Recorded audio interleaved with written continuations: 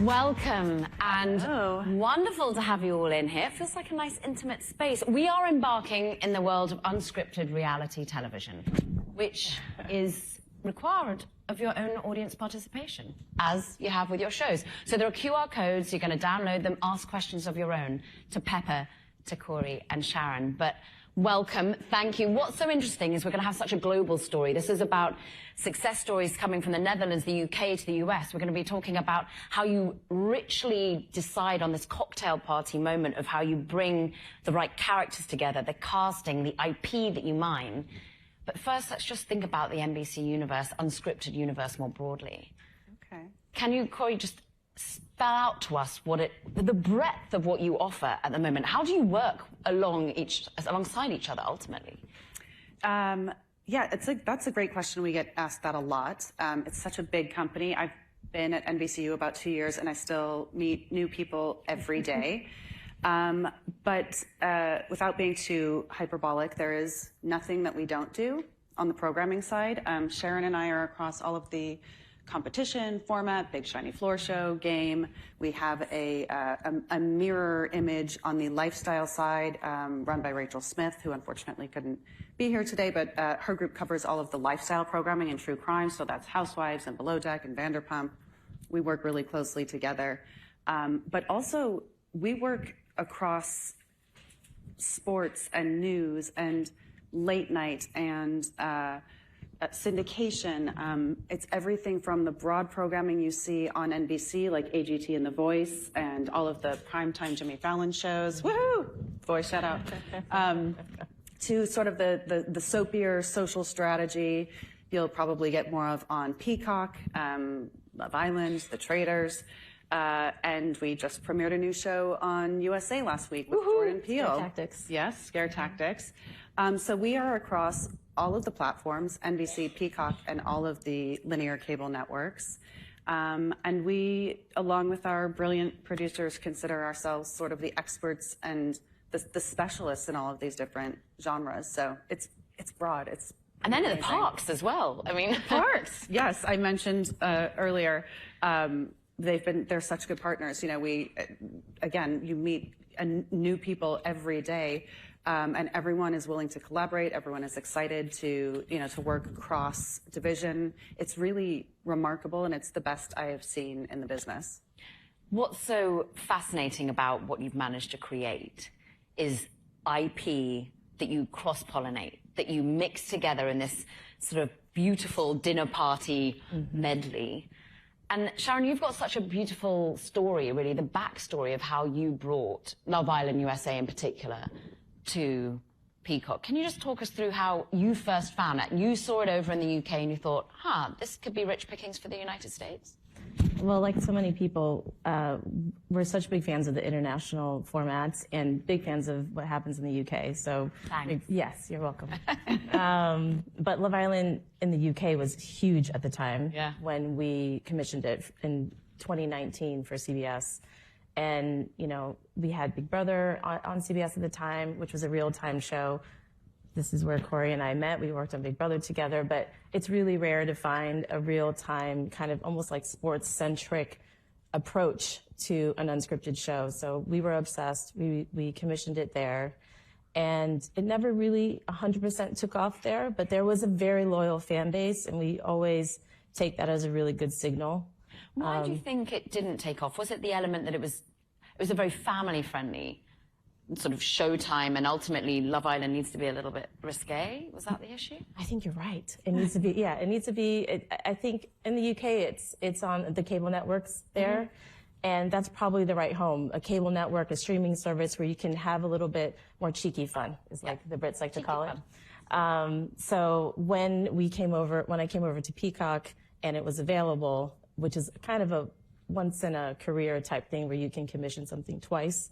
But because of all the data from Hulu, and Kelly came from Hulu, and it was a great, perfect timing for us to take the show. And it was competitive at the time. There were other streamers that were looking at it. But we ultimately went out because of this ecosystem that Corie was talking about earlier. That ecosystem ultimately brought Love Island to. And for those in the audience that haven't had the joy of watching Love Island, let's just talk maybe from what can be garnered. What are the transferable skills that you learn from season 6 in particular, Corie? Because I think that was when it really caught the zeitgeist. What was it? Was it the character, the casting? What was it that suddenly we were like, oh, eureka, everyone's suddenly into this? Well, I'll let Sharon speak to the fun stuff. I'll cover the boring bits. But, it really was the perfect storm, and I think on streaming especially, people don't consider scheduling. It's like, oh, it lives out there on streaming and just put a bunch of stuff up and maybe some works and maybe some doesn't, but there is such an art to it. And because we had the Olympics this summer, we had to start our season 4 weeks earlier. So we got out ahead of all of the other summer reality. So we weren't in that sort of competitive, window of summer reality across broadcast. For the first time ever, we were on at the same time as the UK series, which really gave this apples to apples comparison for people that were fans of the genre already. I know this from my personal experience because my daughters refused to watch the season 4 and 5 on Peacock, and then I didn't take offense to that. At some point, 1 week into season 6, my daughter called and she goes, "Hey, what's your Peacock password again?" I was like, "Oh yeah, okay, we've got something." Ding, ding, ding. Ding, ding, ding. We'll talk about social, I'm sure, a little bit, but really brilliantly, the scheduling team and we decided to drop all of the episodes at the same time every day so that it created a conversation no matter where you were watching. A water cooler moment. Finally, we can discuss old what we're watching. school, retro, sit down and watch TV together. So everyone was talking about the show. It was the #1 unscripted series across all platforms when it launched. Congratulations. It was on trending on social every single night. Broke all kinds of records. We have actually, fun fact for this room, since the finale, so since the show was over, our Peacock signups have doubled since the show was over. So people are still talking about, missing out on it, and there's still every day there are new couple thousands. I'm so sorry, I'm not supposed to say certain numbers. There are more people coming to the service still, and it's been months since the show wrapped up. But there are a bunch of creative reasons why I think it was so brilliant this season. The first of which I can attribute to the fact that we ordered 2 seasons up front, which gave the producers a lot more time to do what they do so brilliantly, including casting. Yeah, I think, like any great drama or comedy, the cast is so important. And this season, if you're a Bravo fan, Vanderpump fan, you know Ariana. Ariana's a huge fan of the show. Shout out to Ariana. She was fantastic. She hosted it. She hosted it, yeah. And that was a shift that we made, in season 6. And I think it helped that she was a super fan of the show. And then all the little changes, we switched villas. It's the sum of the parts, I guess you could say. Every detail from the villa, we always say it's a bag of Skittles, that villa, to the cast. And I think we really went in this season with the producers and said, we want to create friends. How do we, make sure we cast people who are vulnerable, but have strong relationships in their own lives, because then they're more apt to have strong relationships in the show, and it proved correct. So we asked a bunch of different types of questions this season, the producers did, than we normally did, and so I think it really paid. I'm going to lean on an audience question here, because I think that's interesting that you say, one person was saying, how do people break into becoming a reality star or get into unscripted production? But how do they get into being an unscripted character? You apply. Yeah. Start there. But having that resilience, showing that you have those strong relationships, you should identify yourself as someone like that. Yeah, I think it's just being yourself, really. There's not a cheat sheet or anything for each character to do, and it's whether it's AGT or The Voice or Love Island, it's just we look for people who we could just sit and have a beer with. You have a beer or coffee or tea.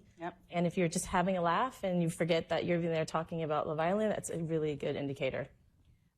The problem is it sets the bar higher and higher and higher. And another audience question, and thank you so much for these, is that how are you going to make season 7 as big a thing? As you said, you commissioned 2 in a go, but is there anything that you do additionally? Is it even more mining from other shows across the network that you suddenly are like, oh, I recognize that person. Why do I recognize that person?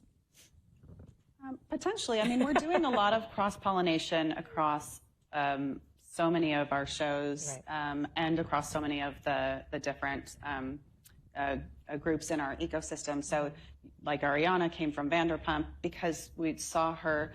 There was this like seminal scene where moment in Vanderpump where she was talking to her then boyfriend about. He didn't have time to watch Love Island with her, so clearly not the right guy for her. So we knew she was a fan, and that's how we made that leap. We worked really closely with the lifestyle group on that. But also, like, I don't know if you guys noticed, but Snoop Dogg was at the Olympics, and now he's on The Voice, right? So that's all very intentional. We're constantly trying to like populate our shows with characters that we know what they bring to the table in that instance. So, for example, Boston Rob, like legendary, gamesman. He was on our very first season of Deal or No Deal Island, and he really helped us launch that show and established what the franchise meant, because you knew that if he was on the show, it was like a hardcore, gaming show. Mm-hmm. And next season, the season that's dropping in January, you'll see him on Traders. So, but it's not a rinse and repeat, because each worlds that we're putting them into, you'll get different behavior and different gameplay. And so I think, you could take the same person and put them on Deal or Traders or Love Island, and you're going to get 3 different versions of that person. And I think, to me, that's what I always look for in casting too, is someone that's layered. They're not just one note. You shouldn't be able to just say like, oh, they're the cowboy, or they're the, whatever. You should be able, they should have, some story to them.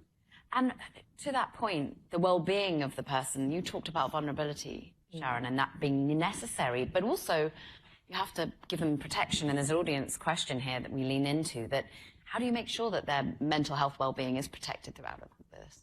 That's really important to the production team, to us.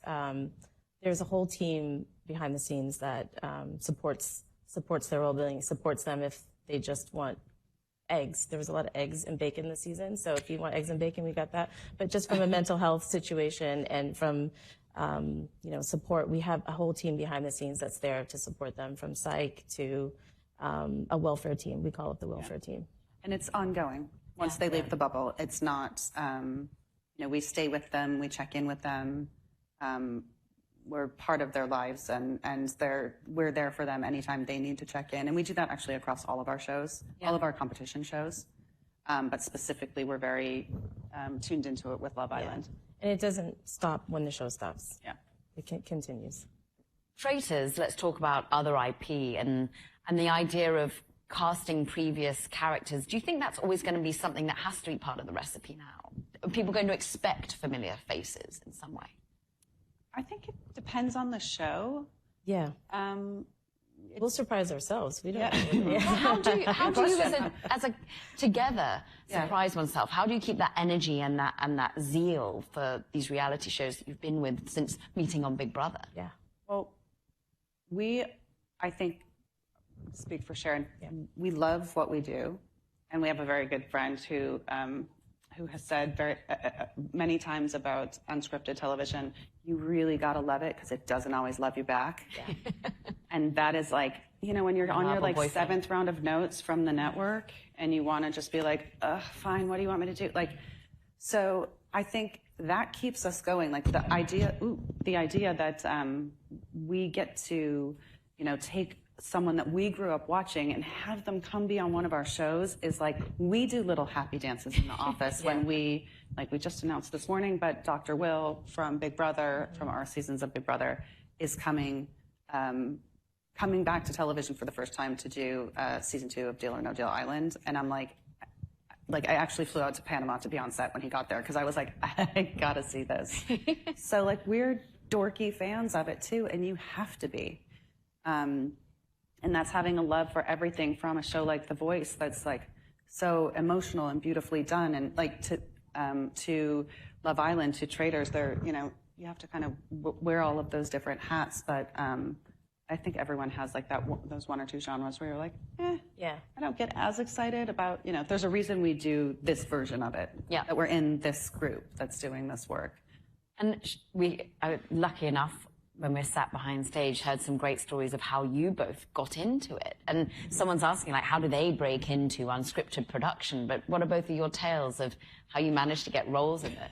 We never talked about that. How did you get? You were telling me you were sending faxes at a young age. I did. I started in news, in live news, and then it was sort of right when all of the big shows that are now legacy shows, so Idol, Big Brother, Survivor, they were all launching, and they all had a lot of live components to them. So I used that as my sort of special skill to segue into Unscripted, and that was also just a timing thing. But yes, I did send my resume via fax to Wileen May, who was like the legendary EIC on American Idol at the time. She did not hire me then, but I did end up working with her years later. So we all it's a small world.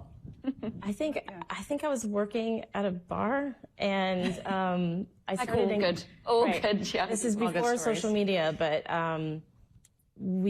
that's how we used to do the casting.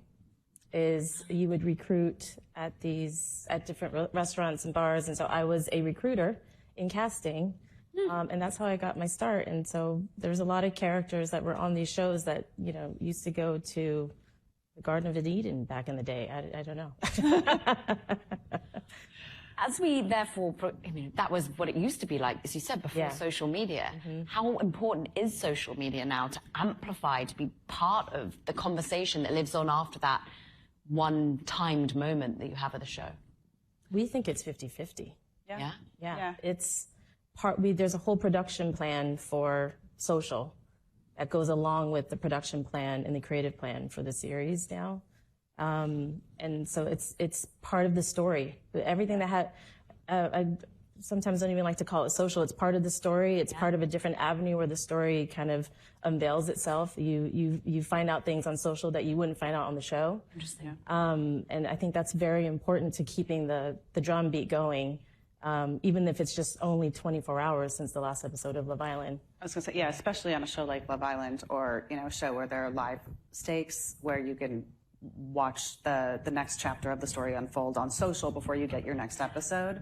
That's really integral. And there's this one fun fact that I throw out to everyone, but Leah, who was one of the stars of the season of Love Island, she started the show with 15,000 followers, maybe, Instagram, and she now has 3.7 million. Right.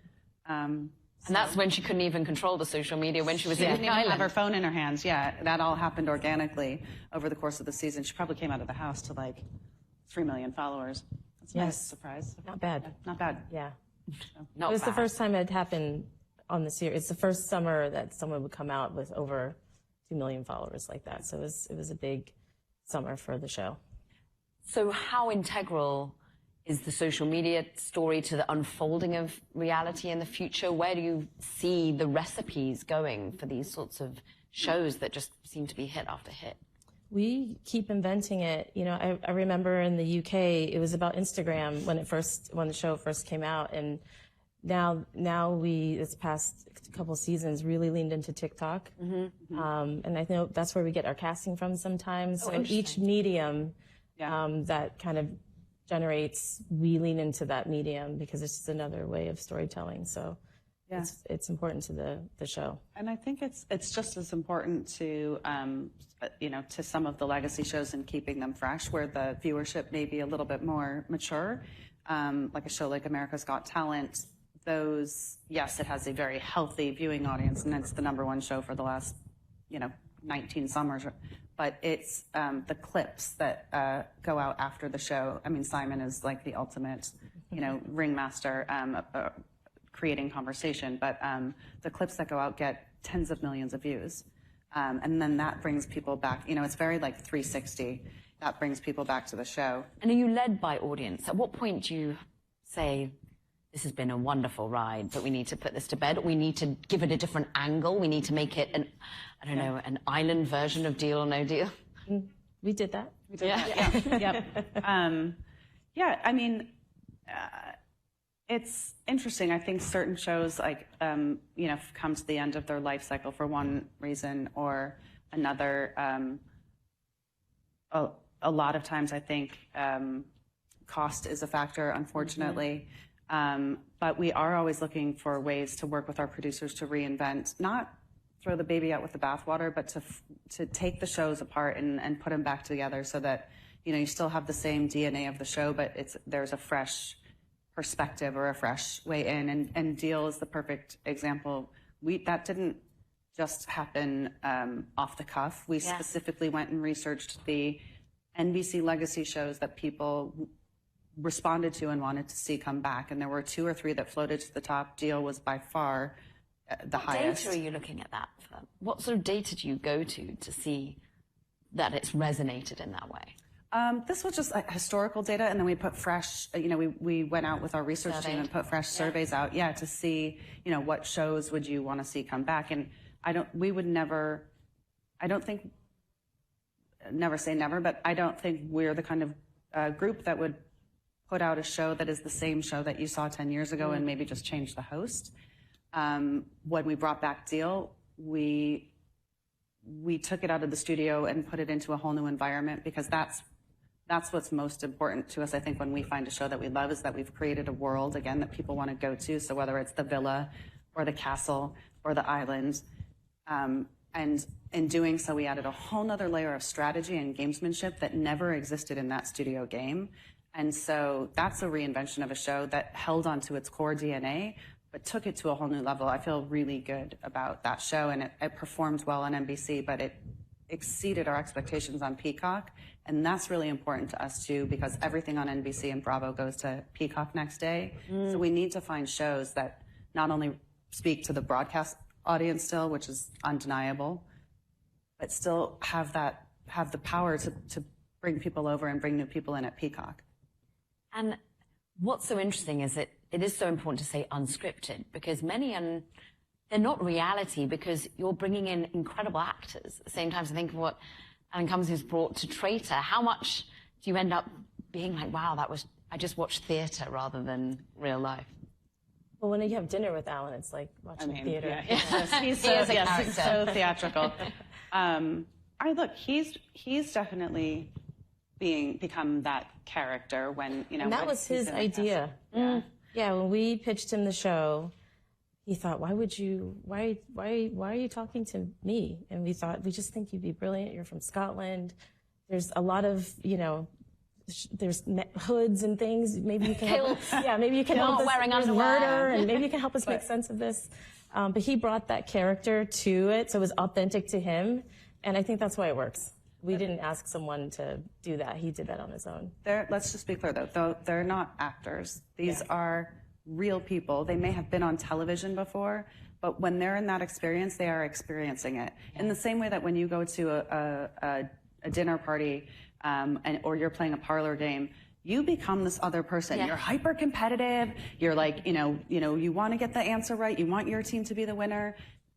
You sort of embody that when you're there. They're not putting it on. And you'll see, I think in this season, there are some relationships that we come into the castle with, where there are preconceived notions of some of the cast that are on the show, and there is some ice that comes into the house. It thaws, hopefully eventually, but there are some relationships that are very real, and you feel it. And so I think that's like a misnomer that there's a lot of scripting in reality going on, and all of this gameplay is genuine for the moment. Yeah. It might not be when they leave the villa or when they leave the castle, but in that moment, they are feeling it. We have to wrap one program, one show, one thing that everyone should go and watch if they want to see your work at what you enjoyed doing at its best.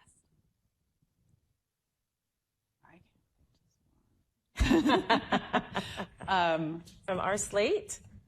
Well, yeah, I'm going to use an opportunity to talk about something that you haven't heard of, which is a new show that we just finished shooting. It's based on a small Belgian format. Good old Europeans there with those Europeans. formats. Yeah. We do want original formats though as well, please. Open for business. Open for business. But it's called Destination X, and it is the most epic travel adventure I have ever seen. The world is the game board. It is the itinerary of a lifetime. I swear you have people would pay to go on this trip. And it is, you're playing a game of, where in the world am I, basically. And it's epic backdrops and landscapes and gameplay, and it's going to be great. Can't wait to watch it. Everyone, thank you so much. Please do give a shout out to Thank Corie, you. to Sharon.